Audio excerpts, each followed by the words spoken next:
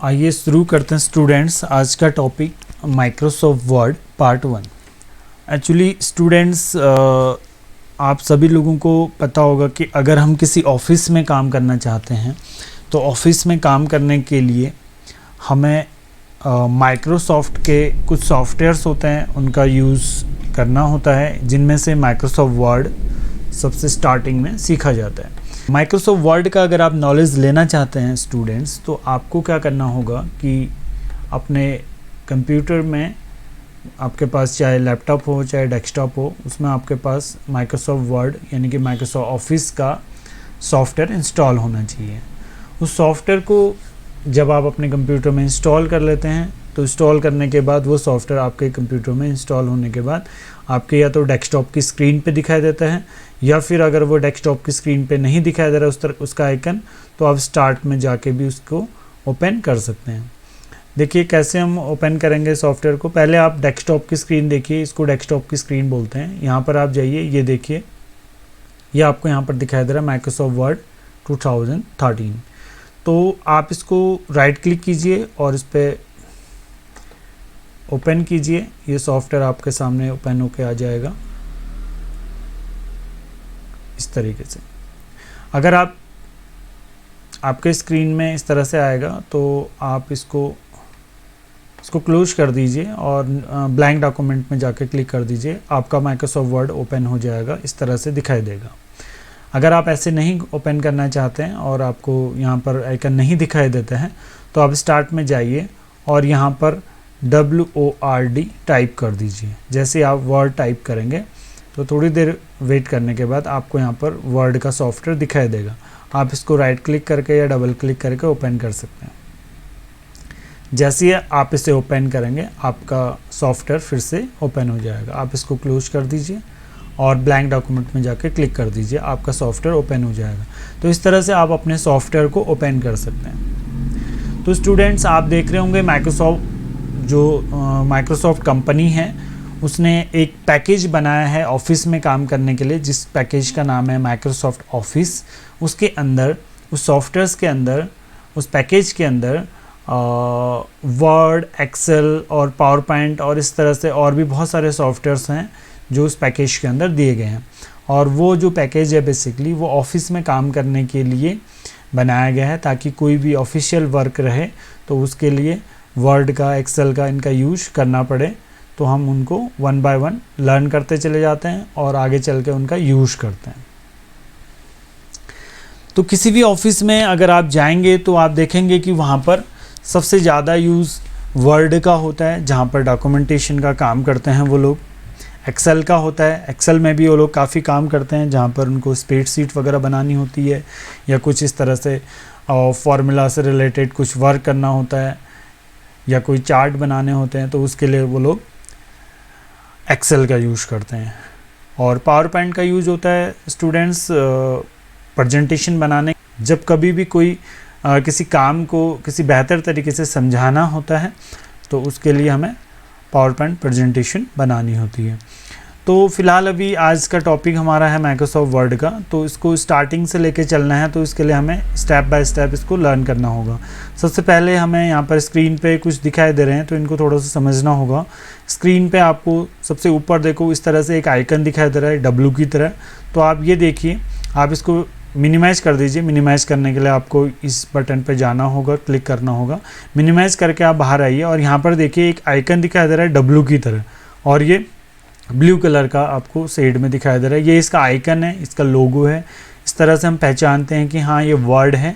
और जब भी किसी वर्ड की फ़ाइल होगी तो वो इस तरह से रहेगा, उसके पीछे एक पेज रहेगा और ऐसे W लिखा हुआ रहेगा, तो हम जान पाएंगे कि हाँ ये वर्ड की फ़ाइल है। और इस तरह का रहेगा तो ये वर्ड की एक सॉफ्टवेयर है। तो ये फाइल है और ये सॉफ्टवेयर है। और यहाँ पर जो दिखाई दे रहा है ग्रीन कलर में X, तो ये एक्सेल है, ये एक्सेल का सॉफ्टवेयर है। और एक्सेल का अगर कोई फाइल होगा तो वो इस तरह से दिखाई देगा। तो आपको क्या करना है, अपने वर्ड को ओपन करना है। तो आपको यहाँ पर दिखाई देगा, देखो यहाँ पर आइकन, तो ये लोगो आपको बता रहा है कि आप वर्ड में हैं, यानी कि ये वर्ड का सॉफ्टवेयर है। दूसरा, इसी के आगे अगर आप चले जाते हैं तो फर्स्ट में आपको यहाँ पर एक फ्लॉपी की तरह आपको ये सिंबल दिखाई दे रहे हैं।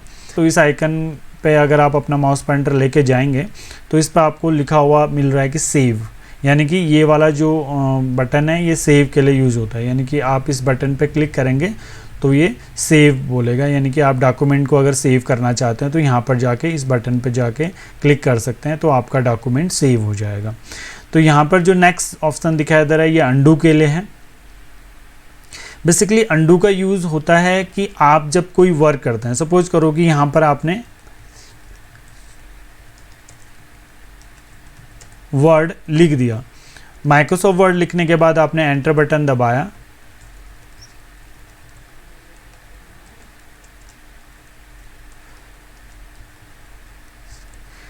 आपने माइक्रोसॉफ्ट ऑफिस लिख दिया। अब आपको लगा कि आपको माइक्रोसॉफ्ट ऑफिस नहीं लिखना चाहिए था, आपको माइक्रोसॉफ्ट एक्सेल लिखना चाहिए था। या तो आप इसे इरेजर यानी कि बैक स्पेस बटन से इरेज कर दीजिए, या आप अंडू बटन पे जाके क्लिक कर दीजिए। जैसे आप अंडू बटन पे जाके क्लिक करेंगे तो वो जो आपने गलती की है वो डिलीट हो जाएगी, यानी कि आप दोबारा से उसको ठीक कर सकते हैं।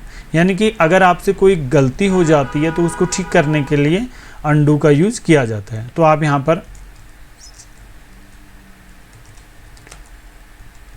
यानी कि हम जान रहे थे कि अगर हम कोई चीज़ लिखते हैं और वो गलत हो जाता है तो उसके लिए बेसिकली हम इस वाले ऑप्शन का यूज़ करते हैं, इसका नाम होता है अंडू। तो ये वाला बटन आपको याद रखना है। तो इस बटन का नाम क्या है? अंडू। यानी कि इसको किस लिए यूज़ करते हैं? यानी कि जब हम कोई गलती कर देते हैं तो उसको ठीक करने के लिए। तो अंडू के लिए आप इस बटन पे जाके क्लिक कर दीजिए और दोबारा से क्लिक कीजिए, दोबारा से क्लिक कीजिए। इस तरह से आप जितने टाइम भी आप क्लिक करते जाएंगे उतने टाइम वो बैकवर्ड होते चले जाएगा, यानी कि आपने जो गलतियाँ की हैं वो ख़त्म हो जाएंगी। उसके बाद अगला जो ऑप्शन आता है वो आता है रीडू। रीडू करने के लिए कुछ करना पड़ेगा। सपोज करो कि मैंने यहाँ पर कुछ लिखा, मैंने यहाँ पर सॉफ्टवेयर लिख दिया है। सॉफ्टवेयर लिखने के बाद मेरे से गलती से अंडू बटन दब गया और सॉफ्टवेयर जो मैंने लिखा था, यानी कि आप ये बोल सकते हैं कि कभी आपने कोई चीज़ लिखी और गलती से अंडू हो गया, तब ऐसी कंडीशन में आप क्या करोगे? तब ऐसी कंडीशन में आपके पास एक ऑप्शन आता है, इसका नाम होता है रीडू। आप इस बटन को दबाएंगे तो दोबारा से वो वापस आ जाएगा। देखो, जब भी आप कोई चीज़ लिखते हैं और गलत हो जाता है तो उसके लिए तो अंडू है, अंडू बटन आप दबा सकते हैं। लेकिन अगर आपने कोई चीज़ लिखी और वो सही लिखी थी,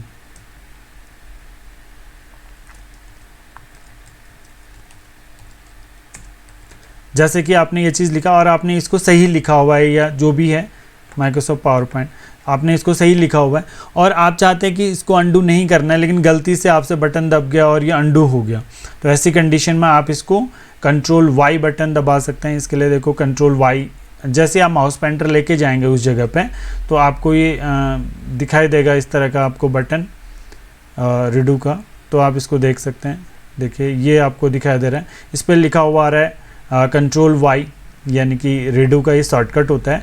अंडू का जो शॉर्टकट होता है वो होता है कंट्रोल जेड, और ये जो पहला ऑप्शन दिखाई दे रहा था ये इसका शॉर्टकट होता है कंट्रोल एस। तो यानी कि जब भी आप इन ऑप्शंस पे जाएंगे तो ऑटोमेटिकली आपको उसके नीचे ड्रॉप डाउन में एक ऑप्शन दिखाई देगा जो आपको बता देगा कि भाई इसका मतलब क्या है, और इसका शॉर्टकट भी आपको बता देगा। तो इस तरह से आपको शॉर्टकट भी धीरे धीरे याद होने शुरू हो जाते हैं।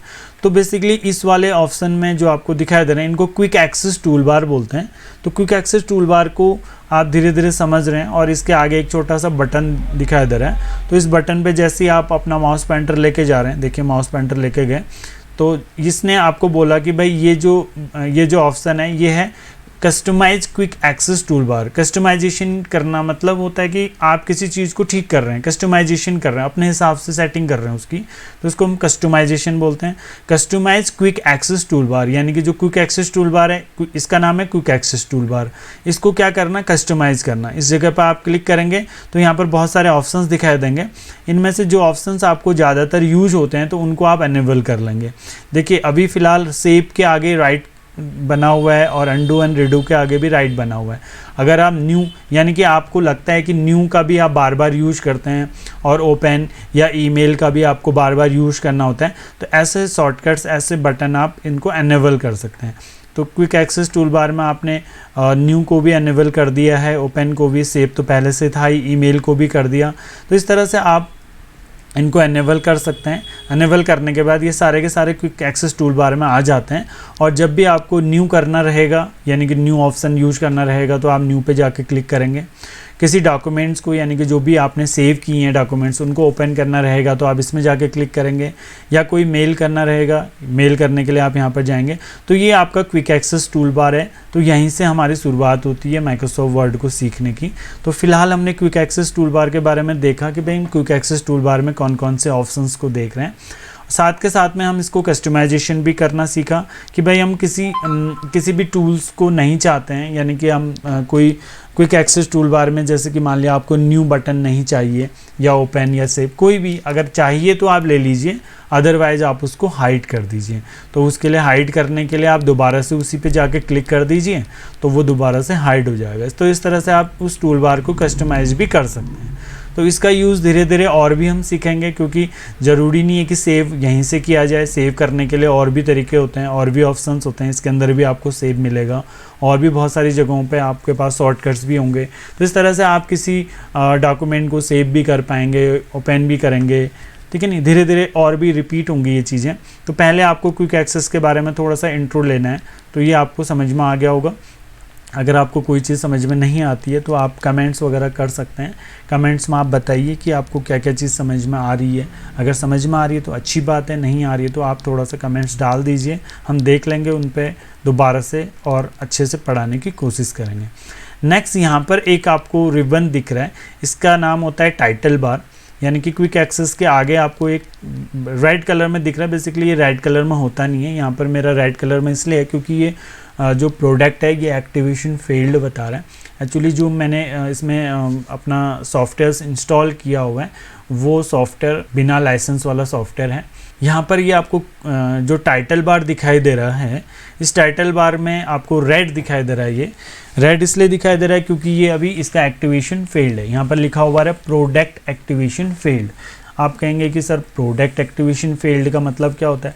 बेसिकली होता क्या है कि जो आपका ये सॉफ्टवेयर होता है, इसको आप ख़रीदते हैं तब जाके आप इसको यूज़ कर पाएंगे। तो आप बोलेंगे सर आप तो यूज़ कर रहे हैं। बेसिकली इस सॉफ्टवेयर को हमने इंस्टॉल कर लिया बट इसको एक्टिव नहीं किया है। एक्टिव ना करने की वजह से इसके अंदर हमारे बहुत सारे फीचर्स जो होते हैं वो एडवांस में यूज़ होने बंद हो जाते हैं।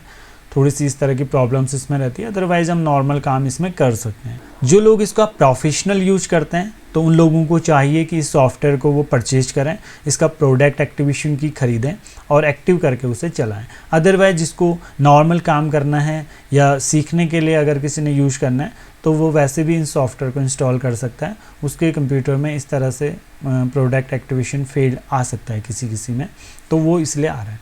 तो यहाँ पर जब आप टाइटल बार में देख रहे हैं तो टाइटल बार का मतलब होता है जो इसका टाइटल रहेगा। बेसिकली यहाँ पर आपको दिखाई दे रहा है डॉक्यूमेंट 1। अब जब भी आप अपने वर्ड सॉफ्टवेयर में किसी नई फाइल को ओपन करते हैं तो उसमें एक डिफ़ॉल्ट नेम आ जाता है। उस डिफ़ॉल्ट नेम को हम बोलते हैं डॉक्यूमेंट 1। यानी कि आपका वर्ड जो है वो डॉक्यूमेंट बेस है, इसलिए उसकी फ़ाइल का नाम डॉक्यूमेंट होता है। अब आपने स्टार्टिंग में एक नई फ़ाइल खोली तो वो तो सेव नहीं है ना, तो सेव नहीं है तो इसका मतलब उसका पहले से कोई ना कोई नाम होना चाहिए। डिफ़ॉल्ट का मतलब होता है पहले से जो है, पहले से जो निर्धारित है। तो जो डिफ़ॉल्ट नेम है उसका वो डॉक्यूमेंट 1 है।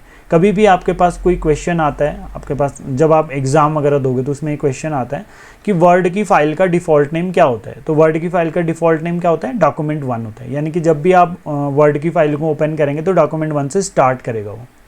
तो हर तरह के सॉफ्टवेयर्स होते हैं, उन पे जो भी फाइल आप ओपन करते हैं तो उनका कोई ना कोई डिफ़ॉल्ट नेम होता है। आगे चल के आप सीखेंगे इसको। तो वर्ड की फाइलों का डिफ़ॉल्ट नेम क्या होता है? डॉक्यूमेंट 1। तो इसलिए यहाँ पर लिखा हुआ है डॉक्यूमेंट 1। हम इससे समझ सकते हैं कि हाँ ये फ़ाइल अभी नहीं है और इसका फ़ाइल ये सेव भी नहीं हुई होगी, ऐसा हम समझ सकते हैं। अगर ऐसा ना हो कि किसी ने डॉक्यूमेंट 1 से ही सेव ना की हो तो 98% है कि ये नई फाइल ही होगी, यानी कि इसको सेव नहीं किया गया है। 1% ऐसा भी हो सकता है कि भाई किसी ने इस फाइल को सेव कर दिया हो और वो उसका नाम डॉक्यूमेंट 1 रख दिया हो, तो वो फाइल नेम यहाँ पर आ जाता है ना। जब भी आप इसको फाइल का नाम दोगे, जब आप इसको सेव करोगे, आप सेव कहीं पर भी कर सकते हो। आपने डेस्कटॉप ले लिया, डेस्कटॉप में सेव कर लिया, तो डेस्कटॉप में आपने इसका नाम रखना है। जब आप सेव करोगे तो इसका कोई ना कोई नाम तो देना पड़ेगा। तो डिफ़ॉल्ट नेम तो क्या होता है, डॉक्यूमेंट होता है। आपने इसका नाम रख दिया राम और इसको सेव कर दिया। जैसे आपने इसे सेव किया तो आपकी फ़ाइल हो गई सेव। और आपके देखो डेस्कटॉप में आपके टाइटल बार में क्या लिखा हुआ है, राम, यानी कि जो आपने डेस्कटॉप में फ़ाइल सेव की थी उसको किस नाम से सेव किया था, राम नाम से, तो वो राम नाम इधर आ गया। तो यानी कि आपकी जो फाइल जिस नाम से सेव होगी वो उसका टाइटल बन जाएगा, ठीक है। तो अगर सेव नहीं रहेगी तो डॉक्यूमेंट 1 उसका जो डिफ़ॉल्ट नेम होगा वो रहेगा। और इसके आगे रहेगा वर्ड, यानी कि आपने कौन से सॉफ्टवेयर को खोला है, वर्ड। अगर आप एक्सेल खोलोगे तो एक्सेल की फ़ाइल का जो डिफ़ॉल्ट नेम है वो आएगा और उसके आगे एक्सेल लिखा रहेगा। पावर पॉइंट खोलोगे तो पावर पॉइंट की फ़ाइल का डिफ़ॉल्ट नेम रहेगा और उसके आगे पावर पॉइंट लिखा है। इससे हम समझ सकते हैं कि भाई हम वर्ड में काम कर रहे हैं। सपोज करो किसी ऑफिस में मैं जाता हूँ, मैं जो भी वहाँ पर काम कर रहा है मैं उसके पीछे से खड़े हो जाऊँगा और उससे देखूँगा कि वो कौन से सॉफ्टवेयर में काम कर रहा है। तो मुझे टाइटल बार में देखना होगा और वहाँ से मुझे मालूम पड़ेगा कि हाँ वो वर्ड में, एक्सेल में कौन से सॉफ्टवेयर में काम कर रहा है, उसे टाइटल नेम से पढ़ के मैं समझ जाऊँगा। तो ये चीज़ क्लियर होगी। तो ये हर सॉफ्टवेयर में होता है, इसलिए आपको थोड़ा डीपली लर्न करना चाहिए ताकि आप आगे के सॉफ्टवेयरों के लिए भी ये सारी चीज़ें समझ जाएं। अगले वाले ऑप्शंस में आ जाइए। मैं छोटा सा क्वेश्चन मार्क लिखा हुआ है, तो ये हेल्प के लिए होता है। आपको वर्ड से रिलेटेड कोई भी हेल्प चाहिए तो आप इसमें जाके क्लिक कीजिए। जैसे आप इसमें क्लिक करेंगे तो हेल्प फाइल खुलेगी, उससे आपको पढ़ के हेल्प लेनी पड़ेगी, जो काफ़ी डिफ़िकल्ट भी है, काफ़ी लेंदी हो जाता है वर्क उसमें। तो बेसिकली अगर किसी के पास कोई ऑप्शन नहीं है तो वो यहाँ से कर सकता है, अदरवाइज़ उसको फिर कहीं दूसरी जगह से, किसी इंस्टीट्यूट से या फिर ऑनलाइन इस तरह से पढ़ना चाहिए। नेक्स्ट ऑप्शन आता है ये। नेक्स्ट ऑप्शन का नाम है ribbon display options. Ribbon display option पे जैसे आप क्लिक करेंगे तो रिबन किसको बोलते हैं, जो आपको नीचे यहाँ पर दिखाई दे रहा है इसका नाम रिबन होता है। ये टैब्स हैं, इनमें कमांड्स हैं। देखो home, insert, design, page layout, ये सारे टैब्स हैं और इनकी कमांड्स हैं और ये पूरे रिबन है। ये होम का रिबन है, इंसर्ट का रिबन है पूरा। तो रिबन डिस्प्ले यानी कि इस रिबन को मुझे हाइड कर देना है। सबसे पहला ऑप्शन आ रहा है ऑटो हाइड रिबन। जैसे आप ऑटो हाइड रिबन में जाएंगे तो आपका जो रिबन है ना वो हाइड हो गया। कई लोग क्या करते हैं कि अपने काम करने के लिए उस रिबन को हाइड कर लेते हैं और अपना वर्क करते रहते हैं। तो किसी को अगर ऐसा पसंद है तो वो क्या कर सकता है, ऑटो हाइड कर सकता है उसको। अदरवाइज़ आपको ये नहीं करना है तो आप ऑटो हाइड को हटा दीजिए और सेकंड वाले ऑप्शन में आ जाइए, शो टैब्स। इसमें अगर आप क्लिक करेंगे तो आपको टैब्स दिखाई देंगी, लेकिन उसके नीचे की जो कमांड्स हैं वो नहीं दिखाई देंगी। जैसे आप होम टैब में क्लिक करेंगे तो उसके नीचे की कमांड्स आ जाएंगी। इंसर्ट वाले पे क्लिक करेंगे तो इंसर्ट टैब की नीचे की कमांड्स आ जाएंगी। वापस आप बाहर आएंगे तो वो कमांड्स फिर से गायब हो जाएंगी। यानी कि जो सेकंड नंबर वाला ऑप्शन है वो है केवल टैब्स को शो करता है। फर्स्ट वाला तो पूरा का पूरा हाइड कर देता है, सेकंड वाला सिर्फ टैब।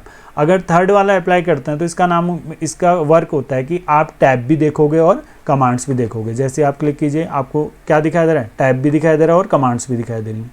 तो ये सेटिंग्स होती है इसमें कि आप रिबन को किस तरह से डिस्प्ले करेंगे। कई बार ये सेटिंग कोई छेड़ देते हैं, नए स्टूडेंट्स आते हैं, नए स्टूडेंट्स को दिखता है कि भाई यहाँ तो हमें कोई कमांड्स ही नहीं दिखाई दे रही, हम काम कैसे करेंगे। तो ऐसे स्टूडेंट्स को ये देखना चाहिए कि भाई आपके यहाँ से इसको किसी ने हाइड कर दिया, तो आप इसे यहाँ से शो कर सकते हैं। ओके, देन अगले वाले ऑप्शन में चले जाइए। इसका नाम मिनिमाइज होता है। आप इससे क्या कर सकते हैं कि अपने जो सॉफ्टवेयर है, जिस सॉफ्टवेयर में आप काम कर रहे हैं, आप कौन से सॉफ्टवेयर में काम कर रहे हैं, वर्ड में, आप इस वर्ड सॉफ्टवेयर को क्या कर सकते हैं, मिनिमाइज कर सकते हैं। जैसे आप इस वर्ड सॉफ्टवेयर को मिनिमाइज करेंगे तो आपका सॉफ्टवेयर नीचे मिनिमाइज हो जाएगा, यानी कि नीचे जो टास्क बार होता है वहाँ पर चले जाएगा। वापस आप इस पर क्लिक करेंगे तो वापस से ये मैक्सिमाइज हो जाएगा। तो इस तरह से आप अपने सॉफ्टवेयर को क्या कर सकते हैं, मिनिमाइज कर सकते हैं। मिनिमाइज करने से वो बंद नहीं होगा, वो टास्क बार में चले जाएगा और तब तक आप कुछ और काम कर लीजिए। अगर आपका कोई और काम है वापस फिर दोबारा से इसी फाइल को दोबारा से ओपन कर लीजिए। तो मिनिमाइज का होता है कुछ देर के लिए, अगर आपने कुछ और काम करना है तो उसको थोड़ी देर के लिए मिनिमाइज कर लो, तो इसलिए होता है मिनिमाइज। अगला जो ऑप्शन आता है उसका नाम है रिस्टोर एंड मैक्सिमाइज, यानी कि पहले तो ये रिस्टोर होगा क्योंकि ऑलरेडी मैक्सिमाइज है अभी। तो जैसे मैंने रिस्टोर किया तो ये छोटा हो गया, यानी कि स्क्रीन पे ये क्या हो जाएगा, छोटा हो जाएगा। वापस आप इसको क्लिक कीजिए, फिर से ये मैक्सिमाइज हो जाएगा। तो इस तरह से आप इसको मिनिमाइज एंड मैक्सिमाइज कर सकते हैं। मिनिमाइज एंड मैक्सिमाइज इससे आप कर सकते हैं।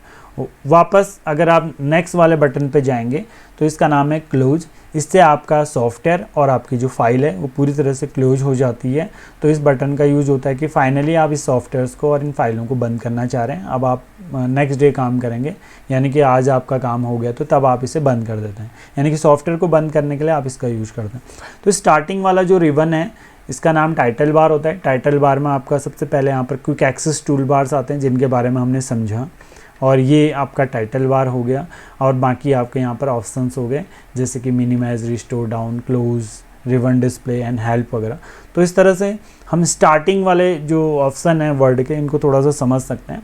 धीरे धीरे स्टेप बाय स्टेप हम वर्ड में और भी ज़्यादा स्ट्रॉन्ग होते चले जाएँ, तो उसके लिए आपको वीडियो को देखना होगा और ऑप्शंस को लर्न करना होगा, ठीक है। और आप हमारे इंस्टीट्यूट में भी ज्वाइन कर सकते हैं, या अगर आपको वीडियो से कोई चीज़ समझ में नहीं आ रही है तो आप किसी नियरेस्ट इंस्टीट्यूट में जाके वहाँ से पढ़ सकते हैं। अगर आप पिथौरागढ़ में हैं तो पिथौरागढ़ में सत्यम computers, Satyam institute of technology हमारे इंस्टीट्यूट का नाम है, आप यहाँ पर भी आके पढ़ सकते हैं। अदरवाइज़ आप किसी दूसरे शहर में रहते हैं तो जहाँ पर आपका बेस्ट जो इंस्टीट्यूट है आप वहाँ पर जाके पढ़ सकते हैं। और पढ़ने के बाद अपने डाउट्स वगैरह क्लियर करने के लिए आप वीडियोस भी देख सकते हैं।